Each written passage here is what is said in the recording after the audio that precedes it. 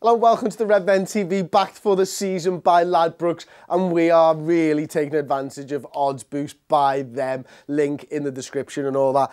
I'm here once again with the starting 11 prediction show because of one man and one man only, and that is Tom Dutton and his ridiculous statements during the last one about one Emre Can, who is suspended for the Champions League game. Well, no one's seen that video because it's all deleted, so...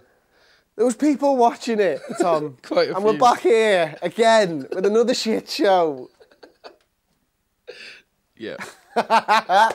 So we're going to get into it. We're going to start with a team that's got a chance of being right prior to the game itself, which, you know, the Emre one basically didn't because I didn't even have him in the squad. We're going to start with the goalkeeper, Lloris Karius.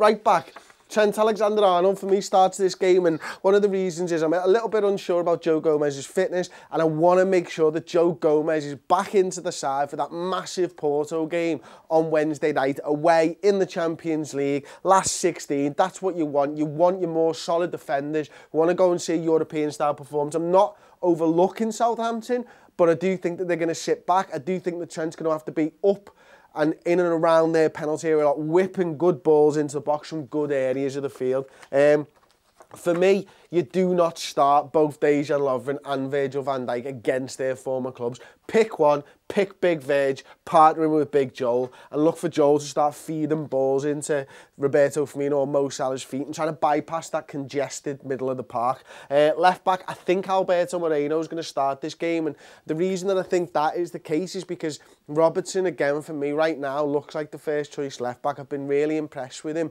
both in a really defensive sense, like when we've come up against your Manchester Cities, but also in an offensive sense, and I think that much like I want Joe Gomez in at right back, I want Robertson in at left back for the big game against Porto midweek. Now, the midfield three, I think it's going to be fairly industrious, to be honest. I think it's going to be something along the lines of Jordan Henderson, probably Emre Can this side. Maybe we'll see the return of like a Gini Wijnaldum or something again. And, you know, I think you do have to play Emre Can if he's going to be suspended for the Champions League game. I think Jordan Henderson, against these sort of sides that are going to sit in, he's the one that you want to get on the ball, fizzing the ball left, right, dictating the pace of the game and looking to try and carve out those openings or to carve out those balls to the forward players so they can start the little 1-2s, you know, Salah into Firmino, back to Salah and all that we love to see as Liverpool fans.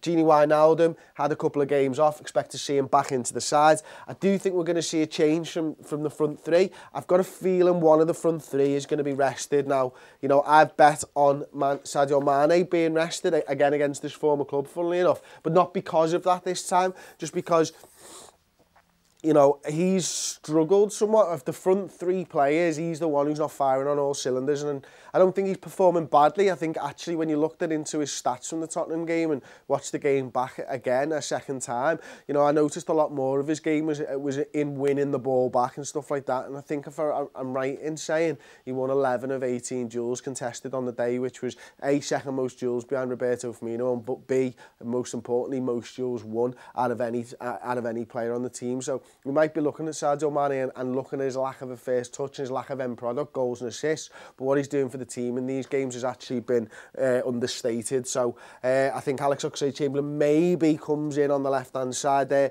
You've got to keep Mo Salah and Roberto Firmino up top.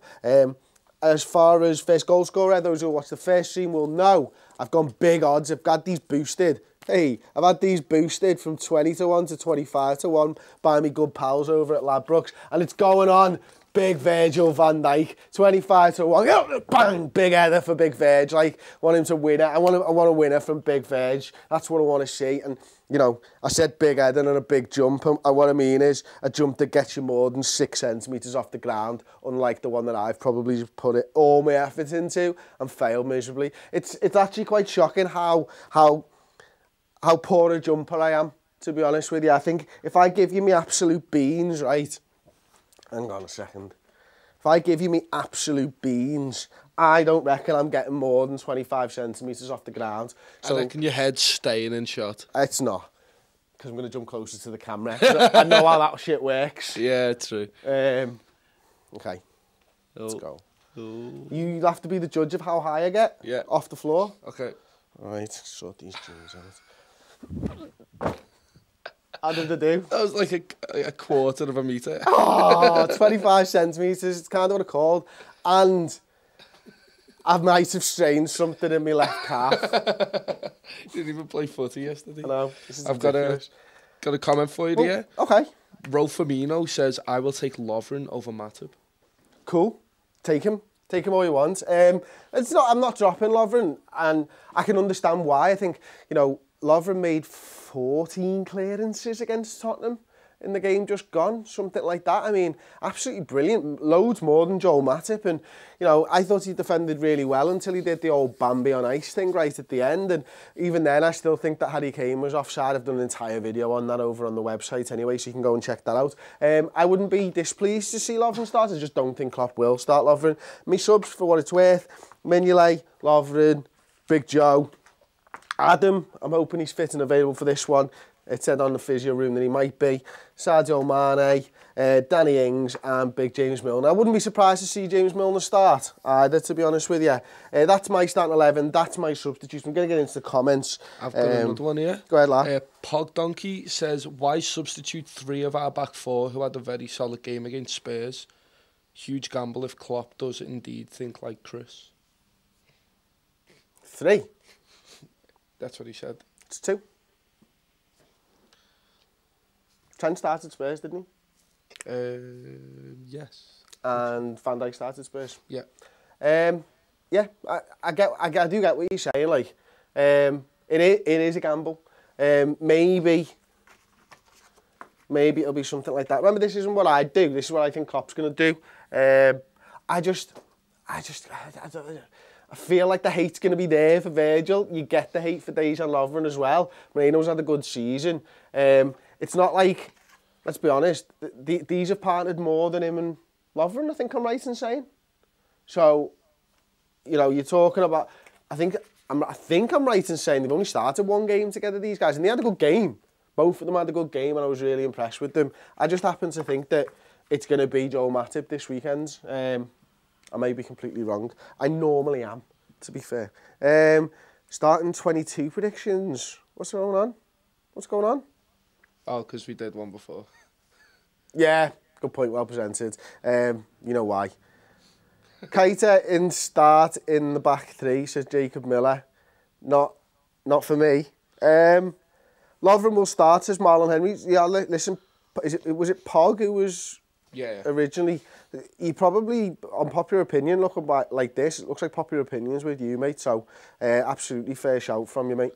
I've got another one here. Go ahead, lad. Apple, and then loads of numbers after his name. He says, save Chamberlain for Porto, play young Ben Woodburn.